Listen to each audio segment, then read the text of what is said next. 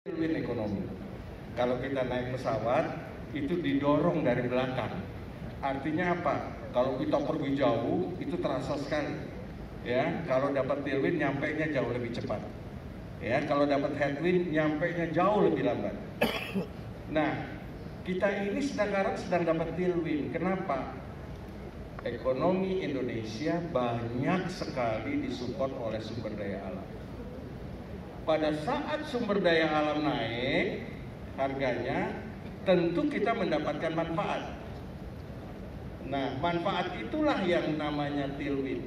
Tetapi di sisi lain ada juga masalahnya. Karena kalau komoditas naik, harga-harga end product juga akan naik.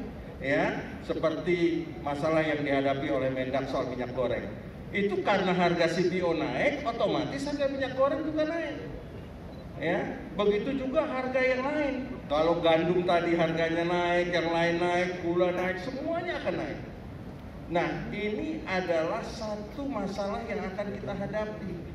Ya, kalau kita harga-harga semua naik, pasti namanya inflasi naik. Logikanya inflasi naik, suku bunga naik. Nah, tetapi pemerintah Indonesia mengambil jalan tengah sementara ini. Ya, BBM tidak naik, gas tidak naik, ya, listrik tidak naik, minyak goreng juga dibatasi kenaikannya. Nah, tentu ini akan mengakibatkan inflasinya lebih terkendali. Bank Indonesia tidak perlu menaikkan suku bunganya, tetapi mereka pilih cara lain, yaitu menarik dana dari perbankan dengan menaikkan GWM, giro wajib minimum. 1% sebulan sampai September 4%. Artinya apa? 4% kali 7.000 triliun dana pihak ketiga di perbankan, 280 triliun uang akan ditarik dari pasar. Apa konsekuensinya? Konsekuensinya Anda semua akan lebih sulit mendapatkan kredit. Ya. Ini challenging.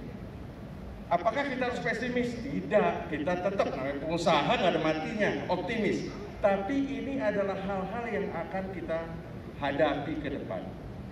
Ini yang saya sebut distorsi ekonomi, nggak boleh terjadi terlalu panjang dan terlalu berlebihan, karena akan menyebabkan ketidakseimbangan ekonomi terjadi. Oleh karenanya, kita berharap perang segera usai, ya, mekanisme normal kembali terjadi, maka kita akan lebih enak untuk bergerak. Nah, ini yang pertama, karena di TOR yang saya dapatkan, yang pertama saya harus bicara tentang makroekonomi. Yang kedua, saya diminta bicara di TOR yang saya dapatkan tentang perubahan perilaku konsumen. Karena begitu besarnya kelompok milenial dan kelompok zilenial yang datang ke pasar.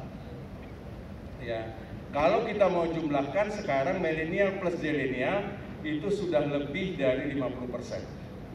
Jadi ini Mas Sandi kalau mau jadi calon presiden mesti dekat sama milenial sama zilenial. Ya. Kalau enggak akan menang. Ya, karena eranya udah berubah. Ya.